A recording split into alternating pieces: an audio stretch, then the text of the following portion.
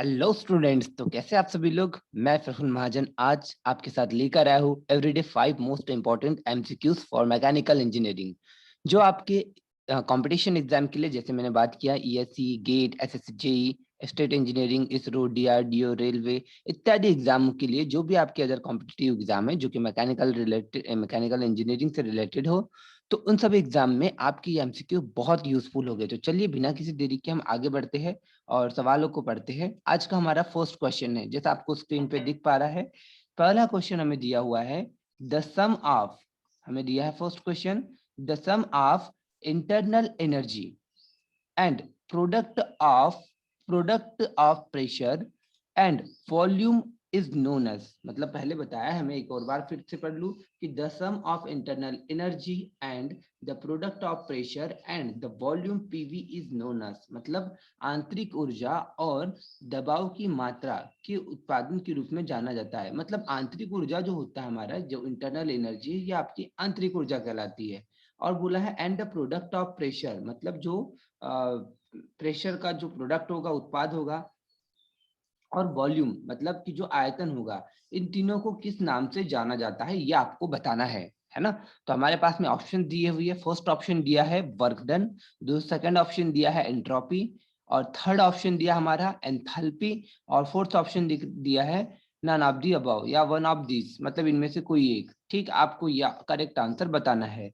तो इसमें अगर हम बात करते हैं, ये थर्मोडायनामिक्स का क्वेश्चन है, जैसे कि आप देखते से ही पहचान गए होंगे। तो हमें इसमें करेक्ट आंसर पिकअप करते हुए चलना है कि क्या होगा हमारा करेक्ट आंसर है कि जो इंटरनल एनर्जी है, प्रोडक्ट ऑफ प्रेशर है और वॉल्यूम है, इन तीनों को के रिलेशंस को हम किस नाम से जानते हैं, ये हमें बताते हुए चलना है। तो राइट आंसर की बात अगर हम करते हैं तो राइट आंसर है हमारा, जैसा आपको स्क्रीन पे दिख पा रहा है, एंथैल्पी। एंथैल्पी हमारा करेक्ट आंसर होगा, जो कि आंतरिक ऊर्जा और जो आपका प्रोडक्ट ऑफ प्रेशर है और वॉल्यूम है, इन तीनों को के रिलेशंस को बताता है। चलिए आगे बढ़ते हैं अगले क्वेश्चन की ओर। अगला क्वेश्चन है हमारा, एक जहाज का, या स्टार्टिंग में हम इंग्लिश से शुरुआत करें तो इसमें दिया हुआ है the steering of a ship means, मतलब जो शिप का स्टेयरिंग होता है उसका मतलब आपको क्या है वो बताना है। फर्स्ट में बताया है ए में movement of a complete ship up and down in the vertical plane about the transverse axis.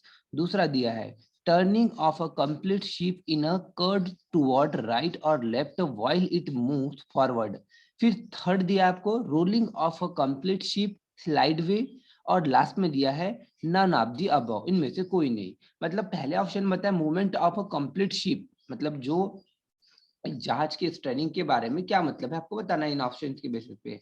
तो पहला दिया है कि अनुप्रस्थ अक्ष के बारे में ऊर्ध्वाधर विमान में ऊपर और नीचे की ओर पूर्ण जहाज की आवाजाही। दूसरा है एक जहाज को दाएं या बाएं और वक्र में बदलना जबकि यह आगे बढ़ता है। तीसरा है एक पूरा जहाज की ओर से रोलिंग तरीके से, मतलब जो आपका जो शिप होगा एक तरह से स्लाइड वे में रोलिंग तरीके से होगा। और हमने देखा कि इनमें से कोई नहीं, ये हमारे ऑप्शंस थे। इनमें हमें करेक्ट आंसर बताना है कि ये जो स्टेयरिंग है उसका मीनिंग क्या होता है आपके शिप का।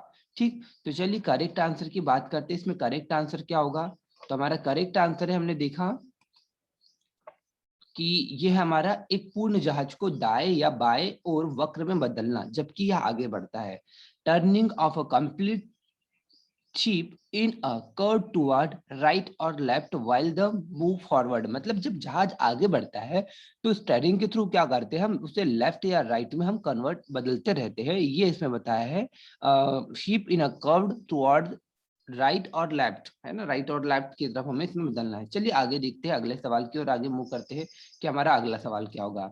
हमारा अगला सवाल है मैनोमेट्रिक हेड। मतलब आपको दिया हुआ है लगभग, हमें अगर देखिए पहचानते से ही आ रहा है हमें कि मैनोमेट्रिक हेड फ्लूइड मैकेनिक्स से रिलेटेड लग रहा है। Manometric head in case of a centrifugal pump is equal to, हमें बताना है कि जो मैनोमेट्रिक हेड होता है किसी सेंट्रीफ्यूगल पंप में वो किसके बराबर होता है। तो ऑप्शन फर्स्ट की बात करते हैं, suction lift plus loss of head in suction pipe due to friction.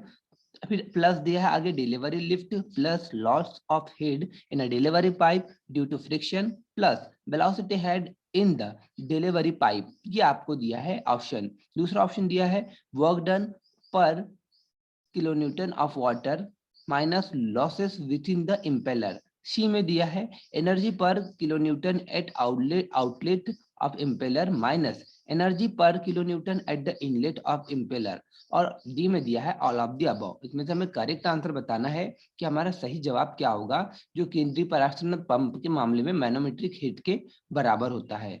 तो करेक्ट आंसर की अगर हम बात करते हैं तो हमारा राइट आंसर होगा जी, जैसे आप देख सकते हैं ऑल ऑफ द अबव। ये सारी कंडीशंस जो हमें दी हुई है, ये हमारी जो मैनोमेट्रिक हेड है सेंट्रीफ्यूगल पंप के, उसके रिलेशन को ये सारी जो कंडीशंस है वो फुलफिल करती है।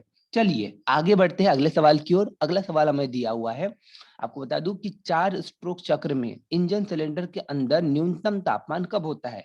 मतलब बोला है 4 स्ट्रोक इंजन की बात की है ऑटोमोबाइल से रिलेटेड, और ये आप सभी को मेरे ख्याल से जवाब बहुत इजी लग रहा होगा, पर फिर भी हम देखते हैं। In a 4 stroke cycle the minimum temperature inside the engine cylinder occurs at, मतलब किस में होगा। ऑप्शन आपके पास में है at beginning of a suction stroke, second दिया है end of the suction stroke, और सी दिया है आपको beginning of the exhaust stroke, और डी दिया है end of the exhaust stroke. इनमें से आपको करेक्ट आंसर बताना है कि सक्शन की शुरुआत स्ट्रोक में होता है, या सक्शन के स्ट्रोक के अंत में होता है, या जो निकासी स्ट्रोक होता है उसकी शुरुआत में होता है, या निकासी स्ट्रोक के अंत में होता है। करेक्ट आंसर हमें इसमें बताते चलना है कि हमारा जो टेम्परेचर होता है जब इंजन की अगर हम बात करते हैं, वो किस समय सबसे मिनिमम टेम्परेचर होता है। तो चलिए इसके करेक्ट आंसर को हम देखते हुए चलते हैं। हमारा इसका करेक्ट आंसर है ऑप्शन नंबर ए, मतलब beginning of a suction stroke. जो हम सक्शन करता है ना जब इंजन में, अगर हम बात करते हैं इंजन में जब फ्यूल वगैरह जाता है, फ्यूल अगर हम बात करते हैं, ये मान लीजिए आपका एक इंजन है, ठीक।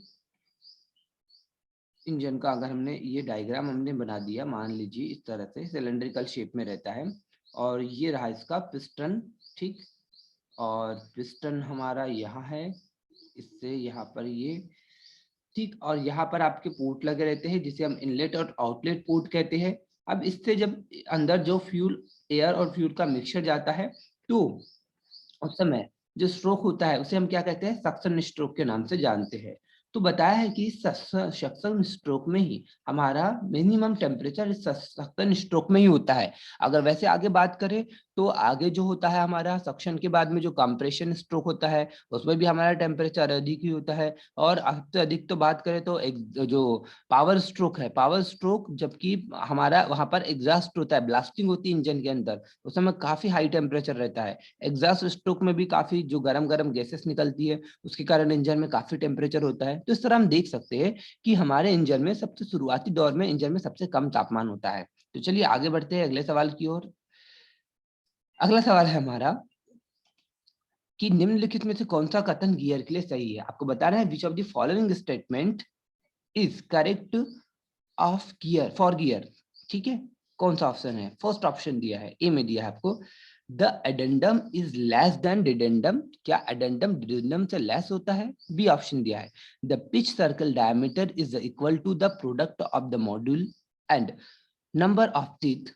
सी दिया है आपको the pitch of the circle is always greater than the base of the circle, और डी में दिया है ऑल ऑफ द अबव। मतलब बता है ये सारे ऑप्शन आपको दिए गए हैं, इन सभी के बेसिस पे आपको बताना है कि क्या सबसे पहला परिशिष्ट समर्पण से कम होता है, अडेंडम की बात किया है, ये डिडेंडम से कम होता है क्या पूछा है। फिर दूसरे में बोला है द पिच सर्कल का व्यास जो होता है मॉड्यूल और धातु की संख्या के उत्पाद के बराबर होता है। फिर बोला है पिच सर्कल हमेशा बेस सर्कल से क्या अधिक होता है, या फिर उपरोक्त में से सारे के सारे ऑप्शन करेक्ट है, ये हमें बताते हुए चलना है। तो चलिए आइए देखते हैं कि हमारा करेक्ट आंसर क्या होगा। तो आपको बता दें करेक्ट आंसर है हमारा ऑप्शन नंबर डी। ये सारी की सारी जो कंडीशन दिख रही है आपको, ये हमारे जो गियर है, गियर के लिए, गियर जो होगा उसके लिए करेक्ट स्टेटमेंट हम बोल सकते हैं। तो इस तरह से आज के सवालों का हमारा सिलसिला खत्म होता है। कल और मिलते हैं आपके साथ नए सवालों के साथ। तो अगर वीडियो से अच्छा लगे तो लाइक कर दीजिएगा, और कोई सजेशन हो तो बिल्कुल कमेंट बॉक्स में जरूर दीजिएगा। धन्यवाद।